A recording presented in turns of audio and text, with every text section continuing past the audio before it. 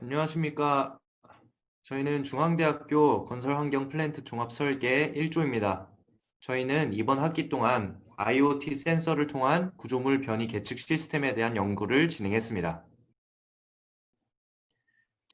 저희 조의 조원은 김유진, 신현우, 이하영, 유명인이고 또 각자 정해진 역할을 이번 학기 동안 열심히 수행했습니다.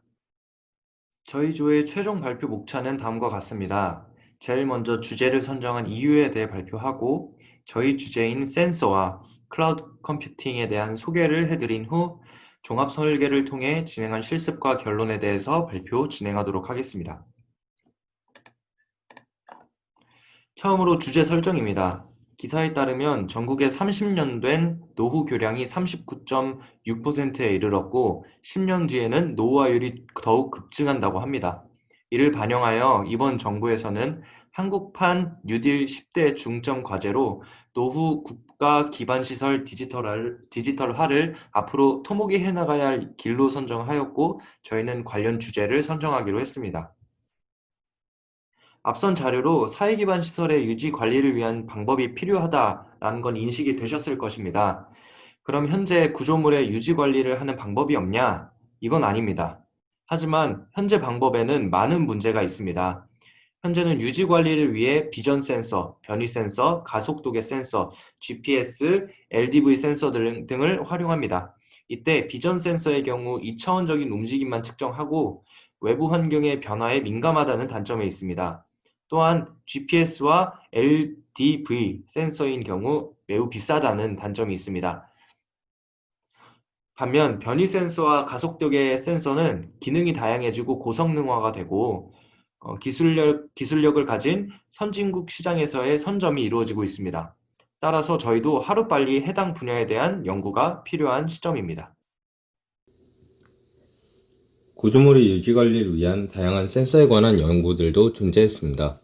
하지만 현재 존재하는 센서의 가격은 비싸고 센서 시스템의 확장이 어려우며 센서에서 측정한 값을 받아오기 위한 통신 시스템이 유선으로 이루어져 있어 신호 잡음이 발생한다는 문제점이 존재합니다. 이에 유지 관리를 위한 스마트 센서가 필요하며 해당 센서의 측정 값을 무선으로 전송해야 한다는 요구에 맞춰 스마트 구조 연구실에서는 자넷 센서를 개발하였습니다.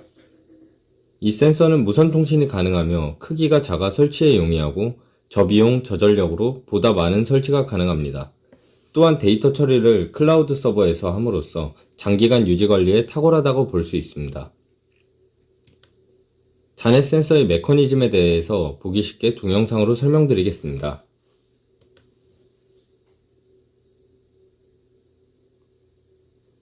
자넷 센서의 구성은 초저전력 구동 회로인 EDS와 센서, LTE 모듈로 이루어져 있습니다. 초저전력이라고 하는 이유는 상시 계측이 아닌 진동과 시간 기반 트리거를 사용하기 때문입니다.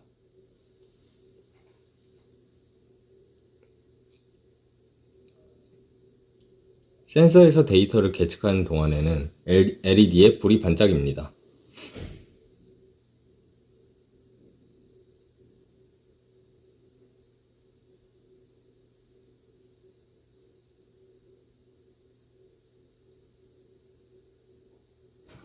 계측 후에는 데이터를 LTE 모듈을 이용하여 클라우드 서버로 전송합니다. 클라우드 서버는 계측한 가속도 변형률 데이터를 우리에게 필요한 변이 형식으로 변환하여 저장합니다.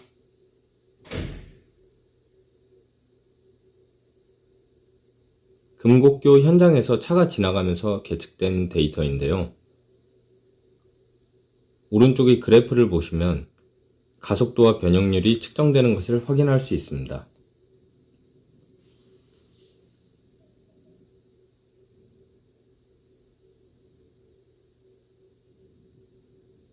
그리고 이 데이터를 클라우드 서버에서는 변이 데이터로 변환하여 저장합니다.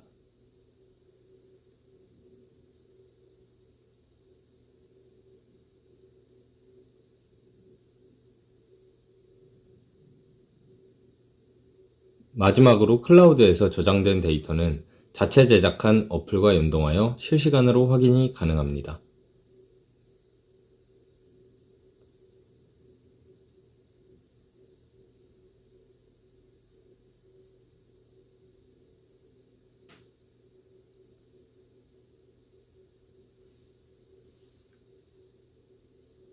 네, 동영상에서 보신 것처럼 잔해 센서는 이벤트 기반으로 트리거되어 초저전력으로 사용 가능하고 측정된 데이터를 무선으로 클라우드 서버에 전송하여 서버에서 자체적으로 데이터 처리를 한 뒤 이 데이터를 어플을 통해 받아보는 통합 시스템을 구축하였습니다.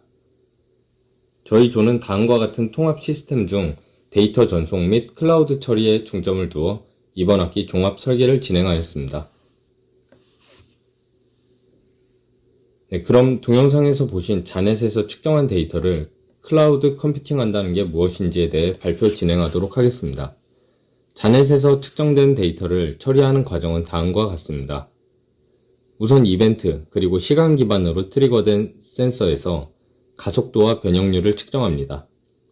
측정을 끝낸 센서는 해당 데이터를 LTE 모듈을 통해 TCP 통신으로 서버에 전송합니다. 해당 데이터를 받은 서버, 즉 클라우드 서버에서는 해당 데이터를 기반으로 변이를 추출하고 누적된 데이터를 관리하며 어플 쪽 데이터베이스와 연동을 통해 어플로 데이터를 전송합니다.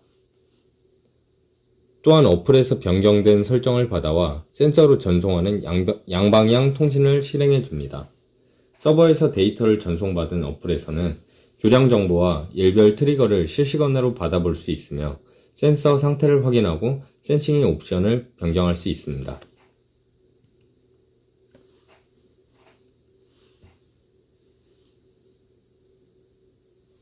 이와 같은 데이터 측정, 데이터 관리, 어플에서 확인까지 가능한 통합 시스템을 가능케 하는 것을 클라우드 컴퓨팅이라 합니다. 다음으로는 실습을 진행한 과정에 대해서 발표 진행하도록 하겠습니다. 먼저 통신 방법입니다. 앞서 언급한 것처럼 저희는 통신 방법으로 LTE CAT M1 모듈을 채택하였는데요.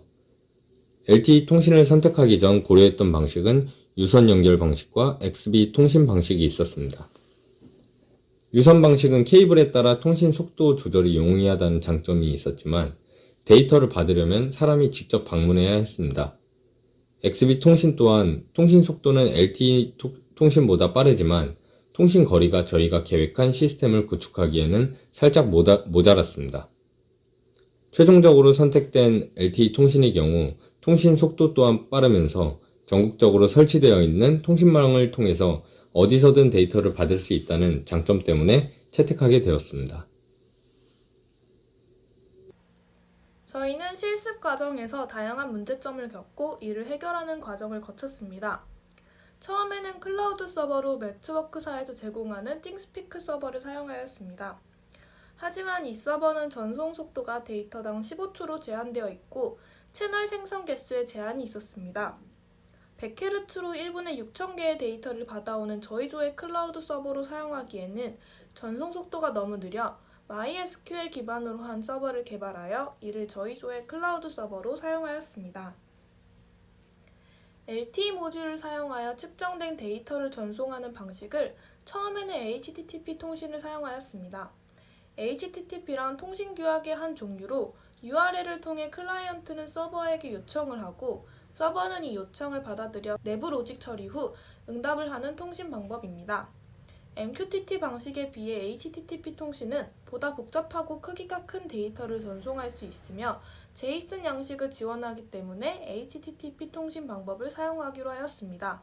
또한 이 방식은 서버와 모듈이 항상 연결되어 있지 않고 통신을 위해 문을 두드리며 문을 열어주는 비연결성의 특징을 바탕으로 저전력으로 통신을 할 수 있어 해당 방법을 사용하여 통신을 진행하기로 하였습니다.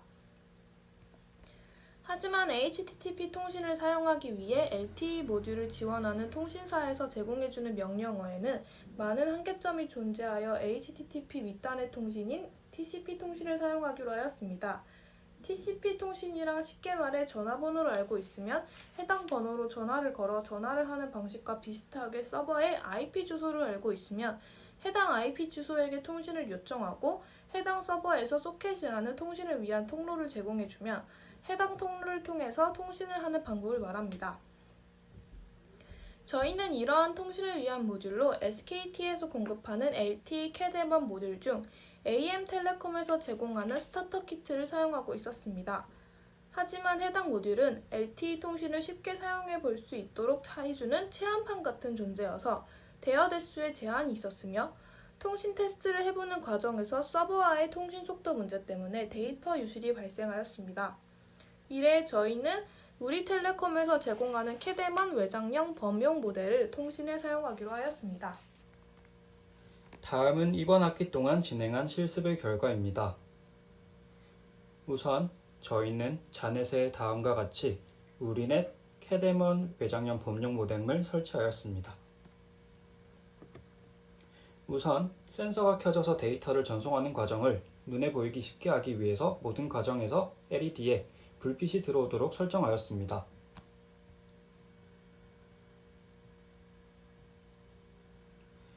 영상에서 보시다시피 처음에 노란불이 들어오는 것은 진동이 발생하여 트리거 되었다는 뜻이며, 센서가 데이터 측정을 끝마치고 통신을 위한 소켓을 열 때에는 초록불이 들어오고, 클라우드 서버에 데이터를 전송할 때 보라색불,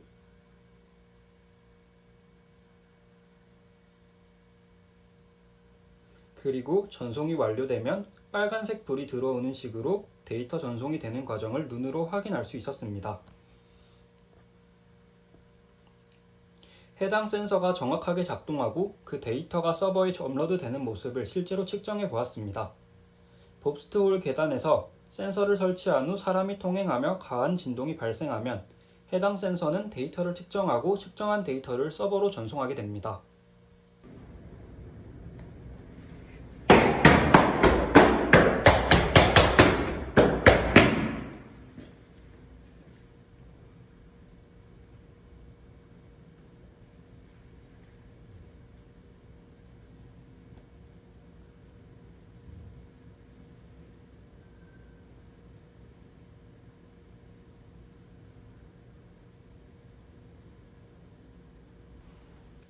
서버로 전송된 데이터는 MySQL 기반으로 만들어진 서버에서 확인할 수 있습니다.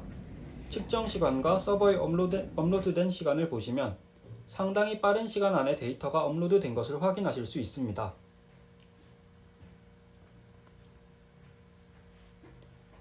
사진을 보시면 서버에 업로드된 데이터의 일부분을 확인할 수 있습니다. 한 학기 동안 진행한 종합 설계로 얻을 수 있는 기대 효과는 다음과 같습니다. 우선 기존 스마트 센서들은 비용, 내구성, 정확성 측면에서 현장 적용이 어려운 반면 자넷 센서는 이러한 근본적인 문제점을 해결합니다. 최근 급부상하고 있는 SoC 디지털화, 디지털 트윈, 빔 분야에서 현실 세계와 디지털 세계를 연결해주는 핵심 역할을 본 센서가 수행할 수 있습니다. 기존에 연 1에서 2회 실행하고 있는 교량 외관 검사의 부정확성과 비용을 줄이고 최소 인원만을 사용해 전국 노후 교량의 상시 모니터링이 가능합니다. 하천 교량 및 장대 교량에서 더욱 가치 있는 변이 측정 방법이며 저전력 센서를 이용해 상시 모니터링이 가능한 것을 보여줍니다. 가속도 변형률 측정 센서, 센서가 부착된 전 교량의 빅데이터 확보를 위한 서버, 교량 관리자의 편의를 위한 웹, 그리고 앱 서비스를 포함한 통합 시스템을 구축하여 현장 적용 시 사용이 매우 편리합니다. 유지 관리가 필요한 전국의 모든 교량이 해당 시스템이 적용된다면 미래 사회 기반 시설물의 상시 모니터링과 유지 관리가 스마트해질 것이라고 기대됩니다. 이상으로 1조 종합 설계 최종 발표를 마치도록 하겠습니다. 한 학기 동안 많은 도움 주신 교수님께 감사드립니다.